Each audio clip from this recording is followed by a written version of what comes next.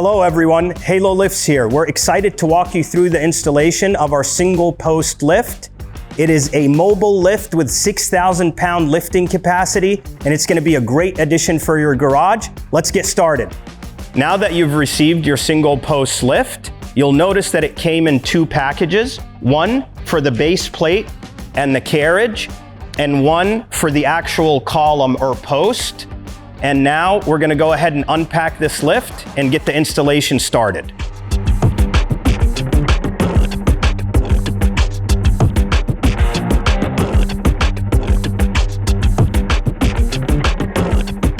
Now that we've removed the packaging from the column, we've also removed all the parts that are stored inside of the column during shipping. Now it's time to walk you through those parts to make sure you have everything you need to get the installation started. First, we have these 4 yellow arms with frame pads for each arm, 2 black spacers, and a silver rod. Also, within the packaging, you're going to receive 2 cardboard boxes. The first cardboard box will have all of these parts here. That is the hardware, the kill switch, and the extensions for the frame pads. The second cardboard box will be for this 110 volt motor. You'll also get a hitch, 2 covers to protect your locks, 2 drive-on ramps, and this jack with the wheels. This is what's gonna allow the single post lift to be mobile. So let's get started with the installation. All right, it's time to install the kill switch. As you can see, the kill switch comes with a black cord and 4 screws and washers. Those screws will be used to secure the kill switch to the top of the post. You'll see there's 4 oval openings for those screws to mount the kill switch. But first, you'll want to run this cord through a channel that goes halfway down the column. And near the end of that channel, there will be a circular opening that you'll want to run the kill switch cord through.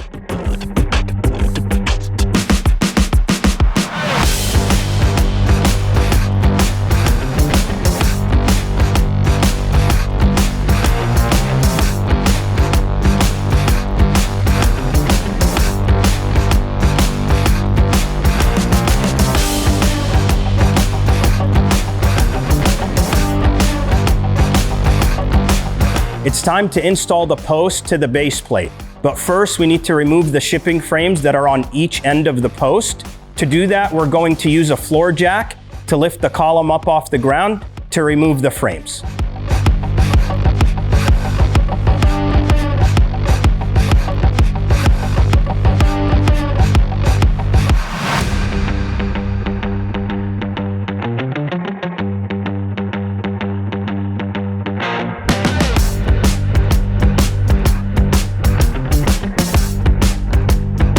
Now that we've removed the shipping plates from the post, it's time to install the post to the base plate. Let's get to it.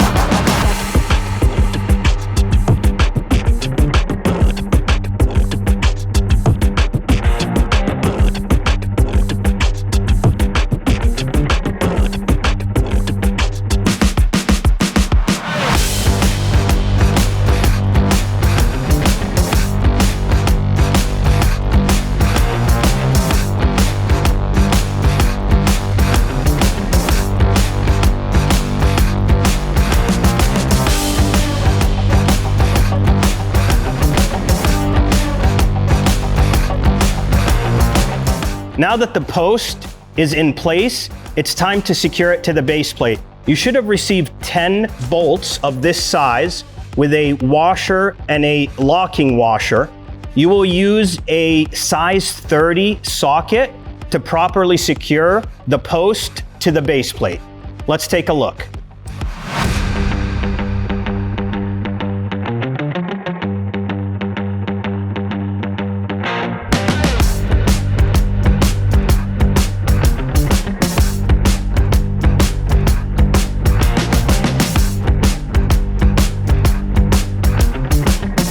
Now it's time to install the lock release assembly. You'll need the lock release wire, the lock release handle, 2 lock cover plates, as well as the screws to install them to the post, basic Phillips head, screwdriver, and then 2 size 17 wrenches. Now we're gonna walk you through how to set this up.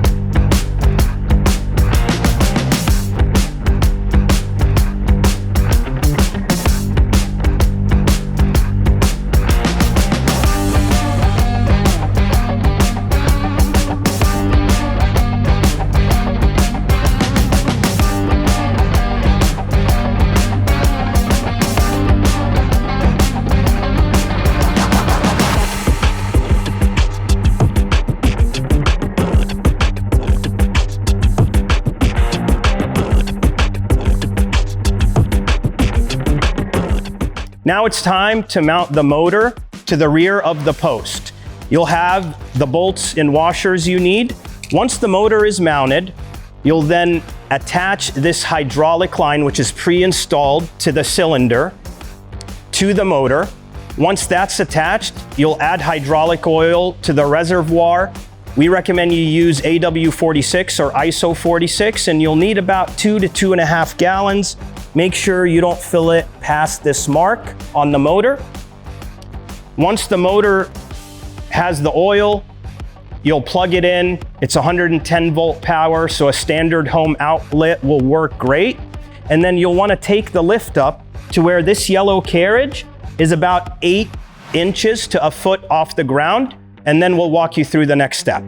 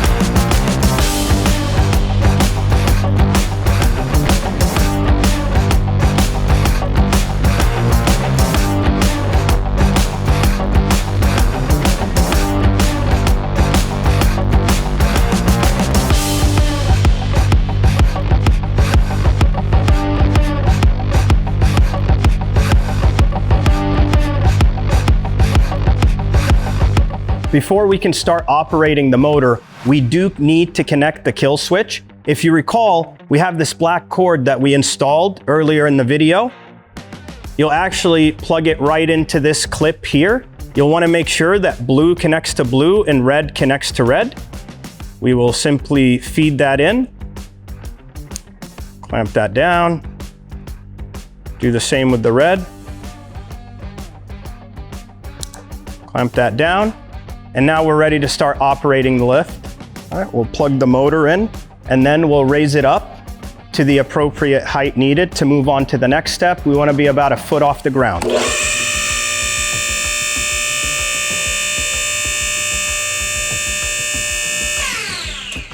That should work.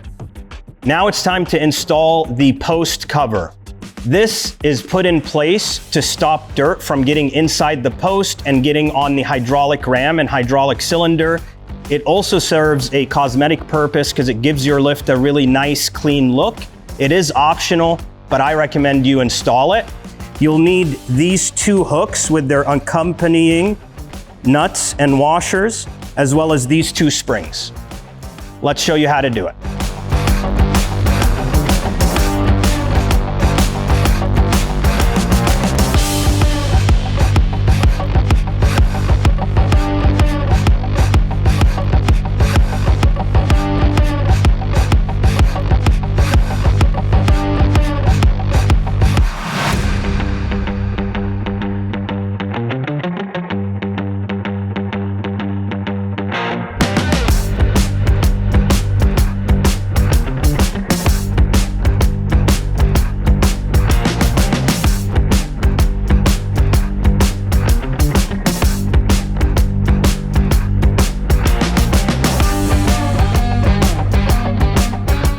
And now we're going to install the carriage to the column.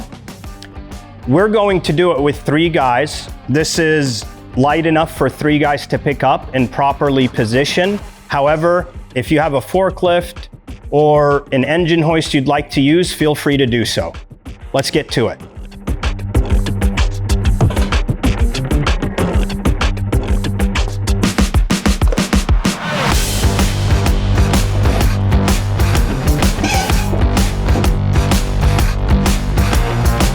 Now that we have the carriage in place, we want to get this plate flush and even with this plate.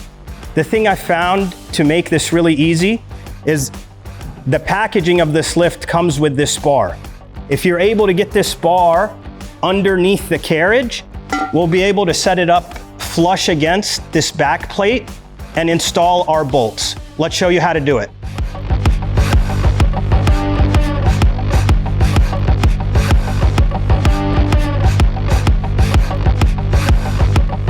With the bar underneath the carriage, you'll now just want to have an individual assist you in raising that end up, and then we'll be able to get the bolts on. We'll show you how to do that now.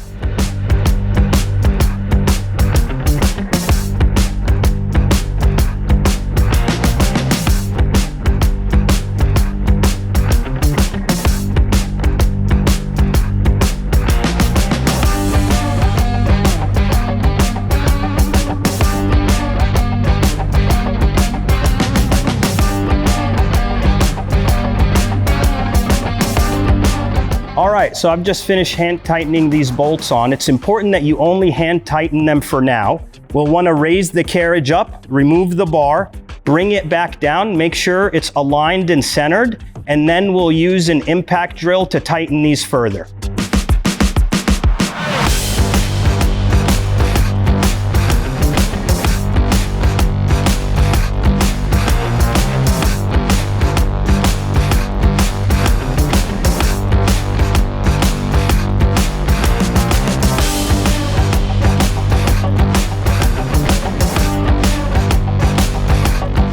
It's time to make this lift mobile. So you'll need the jack with the wheels. You'll need these 2 spacers, a set of 8 nuts, bolts, and washers, 4 snap rings, 2 black pins, this silver through rod, this hitch, and finally this ball and 2 pins here. Let's walk you through it.